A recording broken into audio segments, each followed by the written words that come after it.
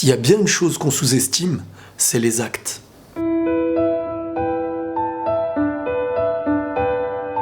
Ce que nous sommes aujourd'hui, c'est le fruit de ce qu'on a fait hier. Parfois, on a réussi à devenir quelqu'un en utilisant les échecs du passé, et parfois, c'est grâce aux bons choix du passé qu'on est devenu celui d'aujourd'hui. Mais combien de personnes aujourd'hui regrettent des choix qu'ils ont pu faire ou des actes qu'ils ont pu commettre? On doit savoir que ce qui est fait, même s'il est jamais trop tard. Mais certaines choses demandent plus de temps à être oubliées, ou plutôt à être retravaillées. D'un autre côté, quand on réfléchit, ce qui est mal fait nous rappelle aussi ce qu'il ne faut plus commettre. On utilise parfois un mauvais passé pour en faire naître un bon futur, avec les séquelles qu'il y a avec. Par exemple, quand on est plus jeune, on est insouciant, on veut tout toucher, on veut tout goûter. Et malheureusement, beaucoup de l'entourage te pousseront à cette insouciance en te disant tu es jeune, il faut que tu profites. Tout en oubliant que nos actes accomplis, jeunes ou pas jeunes, auront des répercussions. Et parfois, il suffit d'une seule mauvaise action pour voir des gens sombrer pendant des années, ou parfois même toute une vie. D'un acte ignoré, parfois on n'est plus prêt à l'assumer. Quand tu as accompli un acte que tu regrettes et qui te touche uniquement toi, déjà ça fait mal. Mais quand l'acte que tu regrettes englobe plusieurs personnes,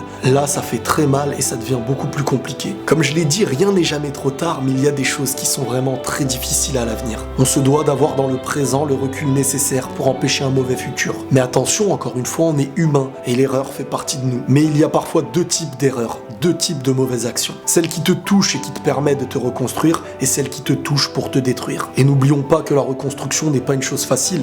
Une dépression ne se soigne pas en quelques jours. En gros, peu importe ton âge, que tu sois jeune ou âgé, il ne faut jamais sous-estimer un mauvais acte. Pourquoi aujourd'hui presque toute chose en a perdu son goût? Selon moi, et ça ne reste que ma vision des choses, on possède tous des choses en nous qu'il faut utiliser d'une certaine manière, et à force de l'utiliser d'une mauvaise manière, c'est un peu comme avoir un outil qui sert à quelque chose en l'utilisant d'une manière à servir à autre chose. Un homme ou une femme qui s'abîme, c'est comme un outil que tu abîmes qui ne peut plus être utilisé à l'avenir, à moins de le réparer. Même si parfois, à force de détruire, il est bien plus dur de reconstruire. À force d'accomplir de mauvais actes, on en perd la lumière de notre être. Un détail tout bête, et on va revenir sur le sujet du mariage, regardez comme aujourd'hui il n'a plus de sens. Alors qu'il a pour utilité à la base d'unir un homme et une femme pour leur faire connaître une nouvelle relation qu'ils n'ont pas pu connaître, quelque chose de nouveau, normalement, on se voit aujourd'hui connaître presque la même relation tous les jours sans même y mettre de l'importance. Ce qui était censé être rare et bien préservé en est devenu une habitude pour tout le monde que chacun rejette. Cette chose-là en est devenue brisée par la banalité qu'on lui a offert. C'est pas un jugement que je fais, mais aujourd'hui, combien de personnes en arrivent à être mariées tout en ayant connu une dizaine, une vingtaine d'autres relations avant même celle-ci? Quand on réfléchit, c'est très logique qu'il y ait chez cette personne qui a connu beaucoup de choses avant, un manque de rareté et un manque d'envie